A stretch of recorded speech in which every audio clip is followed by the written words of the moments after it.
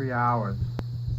It talks about how, I mean, this is my interpretation, I could be wrong, but it's talking about how you can't take a corporation or a fiction into a common law court.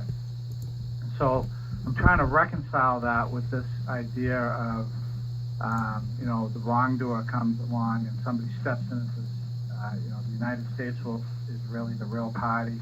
Or in your case where this person had a foreclosure, similar thing. It's the wrongdoer is the bank. Hey John, actually there's a bit that me and Carl had a conversation about this before. Yeah. When I was saying that the council was trying to come in as a co-defendant, and I was thinking, oh, well, I don't want them bloody there. And he was saying, no, they've got a big checkbook, let them come in. And I said, oh, I thought they couldn't appear. And he said, that's right, they can't appear. But if there's a man out there called Rugby Borough Council, that's a weird name. Believe me, I'm looking at some of the usernames now, and some of them look weird too. I doubt if somebody's actually called Learning Law or Ontario. That's a very weird name. But some people do have funny names. So maybe we need to call. We need to summons that guy. Isn't that going to be one hell of a story if you try to summons a corporation in that way? Well, I didn't know it was a corporation. Well, I thought this is Queensbench, and then he's man on man. So, he decided to put his name there. Oh, he's involved, and brilliant, summons him. Yeah, because remember, Val, you were getting upset because you didn't want them to put Rugby Borough Council. Is that who they were going to try to hit on? Yeah, I was telling them before. I was thinking, how pissed off I was when I was telling you, and you were saying, oh, well, they got a big checkbook. Let them come forward. Him and it's he or she has got a huge checkbook, not them. Yeah. He or she, not them, no plural. He or she. See, because if they want to come in to a claim court, only a man can appear. So when Rugby Borough Council is coming forth into a court of claims, and they know it's a court of claims because it clearly says, hey, this is a court of claims, I'm making a claim. Then obviously they must be a man. Obviously. So just because you, like I said, thank God, because people who listen to my show also know that there was this guy on a show a while back who's named his kid Rain. Raindrop or Rain. No, I think it was just Rain, like R-A-I, and then one of his kids' name was Drizzle, and the other kid's name was Bucket. And then his other kid's name was Amicus Curie. So just because Bucket wants to be a party to the case, I'm going to let him come on in. If he wants to be a defendant, and all the defendant could do is curl up in a ball and take a beating, God bless him. It's like, okay, he wants to be a defendant. Okay, that's lovely. He's not going to prosecute me. No, he's going to be a defendant. Okay, that's great. So I'm going to let him come in as a defendant. Like I said, too, especially if somebody wants to come forth and say, well, I want to make myself a defendant in this case, because every single person I ever know who's ever called me on a show, they've always said, Carl, how do I get out of the position of a defendant? Carl, how do I get out of being a defendant? I was like, well, why? Why would you want to? Just like when I was in England with you on Friday the 13th. You were like, well, Carl, we're not going to court as a defendant. It's like, oh, hell no. I like taking the position of a defendant. And I'm also going to be a prosecutor in my case. But at the same time, I'm going to show that they have no case against me as a defendant. Then I could turn around and sue them for false prosecution. As soon as this case gets discharged, then I'm going to turn around and I'm going to start chasing them. And you were like, no. Everybody's like, no, Carl, you always say don't come in as a defendant. It's don't come in only in that position. If you know that you can flip it around, you're going to win. Oh, you better believe I'm coming as a defendant. Everybody's like, oh, well, Carl, you always say one thing. I say, no. I'll tell people, it's like, it depends on what are we dealing with. Do I want to come in as a defendant? Maybe. Do I want to not come in as a defendant? It's just like, sometimes I do, sometimes I don't. It depends. There's so many interchangeables that could happen. Like when would it benefit me to come in as a defendant? When your case was great. I was like, oh no, we're going to accept the title of a defendant. What? Here we are. We're going to be in person. What? Yeah, why? Because I got a claim on top of that person complaint. I got a claim of man on top of that person complaint. They're going to lose. Because I want to make it crystal clear to them. Yeah, you know what? Yeah, I'm here in person. Yeah, and everything they're saying on that complaint. Yeah, it's true. Yeah, and so what? The only problem is I'm going to trump you with my claim. Any man going to come forth and say that by doing what these folks say, claim that I've done, or complaining that I've done, has it caused any harm, injury, or loss? No, I don't think so. And I don't think anybody ever will appear. So, yeah, I'll take the position of defendant. It's never going to happen. See, like I said, everybody just wants to say, well, Cole said. I mean, I hear this all the time. I mean, especially I know some people on the show right now tells me all the time, well, Carl, you said this, Carl, you said that. It's ridiculous. If a man's coming at me in court, obviously I'm going to try to settle it before I become a defendant. Or if I know the claim is so outrageous, then I'll become a defendant. When a government comes after me as some sort of centralized government comes after me, an agency, oh, hell yeah, I'll definitely take the role of defendant. But I'm going to flip it around. But it was like, oh, but Nicole, you say not to. It's like, oh, geez, will you guys stop? I'll say not to come in as a defendant. I said, you better not come in as a defendant without a claim. You better have a claim prepared. You better not just walk in and take a beating. You better have a claim ready, present to the court at the time that you're entering as a defendant. That's why it was so important for us to have that paperwork filed. And that's why I made such a big stink of filing it after hours. It's like, oh, well, we were too late. Oh, well, guess what? We still got to get it filed. We got to walk down there in court tomorrow morning at 9 o'clock in the morning with a straight face saying, yep, we got a claim filed. And I don't want to, I'm not going to go to court bullshit and say we got it filed when it's not. So, nope. So, no, like I said, if you want to be, if you got all pissy pants when they said to you, they were going to come bring Rugby Borough Council on as a defendant. He said, no, they're not going to enter my case as a defendant. You could have said to the judge, you know what, that's lovely. You know what, they want to come in as a defendant? That's lovely. The only problem is you know what, we already got 563 defendants in this case. There is a rule in court, and it's well established, that I'm going to take on one at a time. I'm going to separate the case. I'm going to split the case. I'm going to have each defendant like one at a time. Like, say, somebody was suing for a cigarette company for lung cancer. If they don't want to be part of a lawsuit, you say, well, why don't you just join our lawsuit? We got 1 million people here. We're all going to get money. Yeah, when you settle for your clients, they're all going to get 53 cents. And that they're going to split the winnings. You know what? I'm going to take the tobacco industry on my own. And I'm going to go get $1 million. I'm not going to be part of a class action because I want more than 53 cents. Yay, we just won $5 billion in a class action lawsuit. Yeah, after lawyers' fees, court costs, and everything else, here's your 53 cents. That's ridiculous. So, like I said, you could have told the judge, I'd be more than glad to accept him as a defendant into this case. But as a matter of fact, you know what? We're going to have to,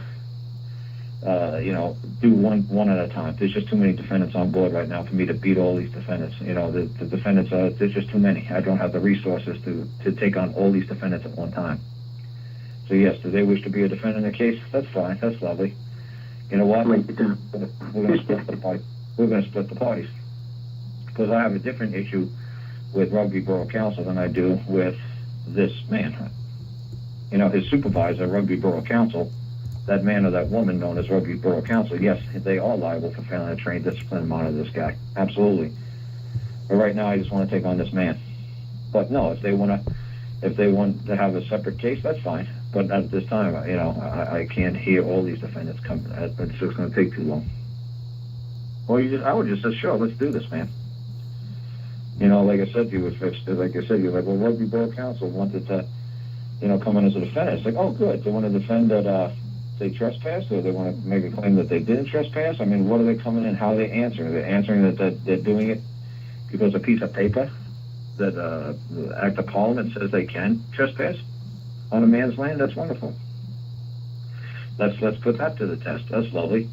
And I said to you, if Santa Claus came over and he wanted to become a defendant in that case because he trespassed upon your land on Christmas Eve, and he said, well, you know what, I think I've done him wrong then too. If this cop's done wrong, well, then I guess I should admit that I flew over your house and, well, I actually went down your chimney, and I wasn't granted. I had no warrant to come in, and I guess, honestly, I should have knocked on the front door. And I said that to you, what if the Tooth Fairy wants to come on board?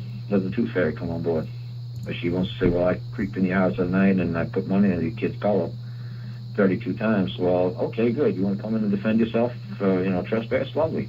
Who else wants to come in and say that they've done wrong and they trespassed? Or does he want to say that, like I said, how are they going to explain, in accordance to the common law, that the centralized governments have some sort of jurisdiction or authority over man? That's going to be a lovely test. That's going to be a lovely fight. Because they would say, well, everybody here in England, we all just submit to the crown. We all just bend over and take it. It's like, yeah, you know what? That may be true, but I'm a man and I know better, and I don't. It's like, you're not an Englishman? No. Well, Englishmen, we just take it. Whatever the crown tells us to do, we just do, because that's our common law. That's how we commonly roll. That's what we do every day. They tell us to bend over, we bend over. They tell us they're coming in our house and they're going to walk around and have a look about. Well, they're going to have a look about, and we just sit there and we take it, because we're English and that's what we do. And you can say, well, you know what? I'm not English and I don't take it, and you trespassed. There's no jurisdiction here. This is my property. You have no vested interest in this. You did not put any money into this. You did not, you did not give me any money to buy this. So I'm not gonna. You don't have a vested interest. You have no say so what goes on. Past this threshold, past this boundary, past this border. It's just like if Scotland breaks away, they're gonna have no authority or jurisdiction to go into Scotland anymore. That's it. It's over. Well, that's big, and that's political. That's it. That's it. They know, and they know the rules. They better not just say, well, we've been coming into Scotland for the last 400 years. I think, yeah, well, the party's over. He ain't coming in no more. I'll tell you, he ain't coming in. We're done. It's over. What thing do you have with, this nation thing that I was dabbling with? Because I've just looked it up on Google now. It's called a micronation. Basically, you just remove everything and you become... you're the same guy that sweeps the street, you're the same guy that does everything, which, for some people isn't always very beneficial. No, it's a lot of fun, man. Like I said to people all the time, it's like I always say, these Freeman of Montana kind of guys, that was a good example out there, because they were in a little state called Montana, and it was maybe, 20 people in their town. So it's easy to elect a sheriff, a mayor, set up a court, and once you set up the court, your court is going to be recognized, and all the judgments in your court is going to be recognized throughout the United States. So, rewind. You said these lot are from Montana, yeah? Yeah. Mm-hmm. Is Montana not? Isn't that already recognized all the way across the U.S.? It's not like a complete separate little state thing, is it? It's one of the 50 states, the lower 48 to call. Yeah. But what I'm trying to say is the full faith and credit clause. Any ruling made, like if you get married in Montana, you're married. You might as well. Every state's going to recognize that you're married. If you got arrested for shooting somebody in Montana, they're going to extradite you. If you jump across the state and go to South Dakota or North Dakota, they're going to extradite you. They're going to bring you back. They're going to say, well, no, you had a trial in Montana, you were found guilty, and we're going to recognize that judgment. It's like, well, wait a second, the people in Montana hated me because I was an Indian. Oh, that's what's funny, too. If you go to like a big, like a state park up there, it's funny. They used to have signs up there. When I went up there for, he lives in. I mean, it's just empty. So I always tell people, like, hey, put up some solar panels and a windmill up there, pull some water from the ground, and start your own town. Start your own courts. Start your own police department. Start your own everything. Get a ruling from your own court, and that court is gonna it's gonna be recognized as a legitimate ruling throughout all the United States. It's a court. So the judge ruled. Yep. Okay. This is what I was saying to you, Carl. I don't know if you heard what I was saying, but when we did our own little funny one, and we said, fine, we're going to convene our own common law court, we'll do Queen's Bench, and he said, no, you can't do that. I'll have to get legal advice. And I went, okay, you do that. Anyway, we'll be there in 10 minutes in that room over there. Yeah. And we picked like a meeting room. We said, well, we'll do ours over there. And he said, well, what's that then? And we said, oh, we're going to do a Queen's Bench common law court. He said, oh, you can't do a Queen's Bench common law court. And I go, no, you can't, because you keep doing a Queen's Bench division court. And I goes, I'm not doing that. And he looked at me and he thought, oh shit. He looked really scared and he ran off. Yeah. I thought, oh, we'll do this for the hell of it, just for the fun of it. I'm sorry, when did you tell them that?